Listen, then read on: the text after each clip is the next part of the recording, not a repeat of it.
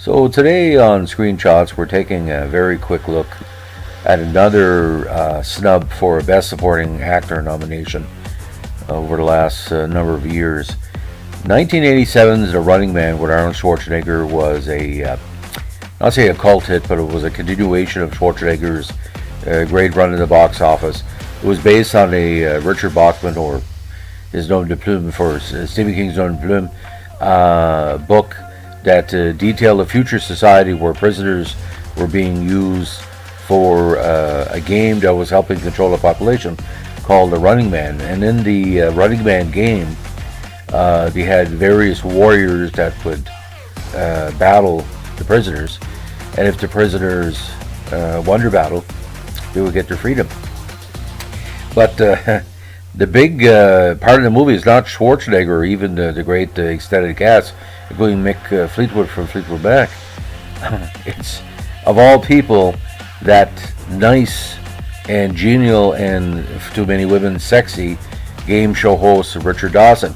So for the uninitiated, those under the age of 25 listening to this, Richard Dawson was a big movie and television star before he became a game show contestant on Match Game, mostly on a Bing Crosby production called Hogan's Heroes, which actually was a comedy series based in a concentration camp, of all things, in the Second World War. He played kind of a MASH type character, very genial, kind of a scrounger, and showed his nice British personality.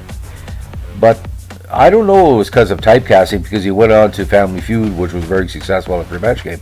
He was the number one game show and the host for much of or contestant for the 70s and 80s. On The Running Man, he played a character called Killian, who was the host of the show. And to call him a scumbag would be an understatement.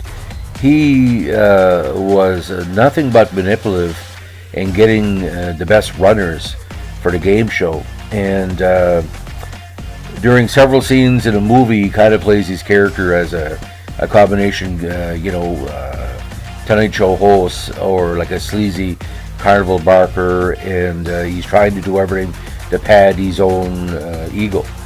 Now, when he meets up with Schwarzenegger, he believes he's got the best of him, but in most Schwarzenegger movies, at the end, Schwarzenegger characters always win out. But in the movie, Richard Dawson gives so many great one-liners about characters already in the movie or his co-workers, and is really abetted and aided by, of all people, Governor Jesse Ventura, that WWF AWE superstar, who basically plays one of the gladiators of the piece so well that you kind of forget who he is, because he's just so over the top, just like Richard Dawson. But Richard Dawson, for a lot of people, they thought he was going to get a Best Supporting Actor nomination for this part.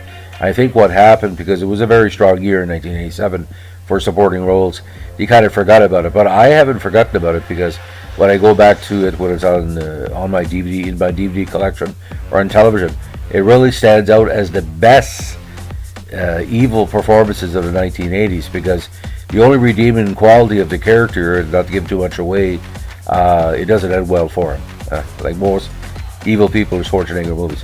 So if you have a chance, enjoy The Running Man. And the original book, Stephen King's book of The Running Man, has a little bit of the plot that's in The Running Man, but it was kind of, like most book to films, not say expanded, but kind of the best pieces were taken out.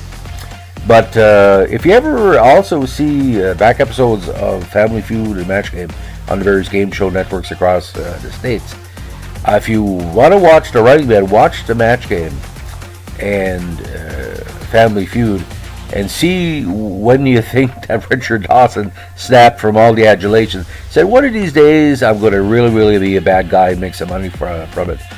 But unfortunately, Richard Dawson passed away a few years ago.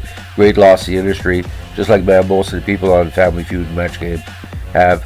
So if you enjoy that Schwarzenegger golden era, from Conan the Barbarian all the way up past the Terminator series, this could be a nice addition to a Terminator, a multi-movie weekend, like a binge weekend. So I hope you find you well, and Merry Christmas, Happy Hanukkah, Happy Christmas to all the OC fans out there as well. As we like to say to the North Shore, keep your stick in the ice. Goodbye.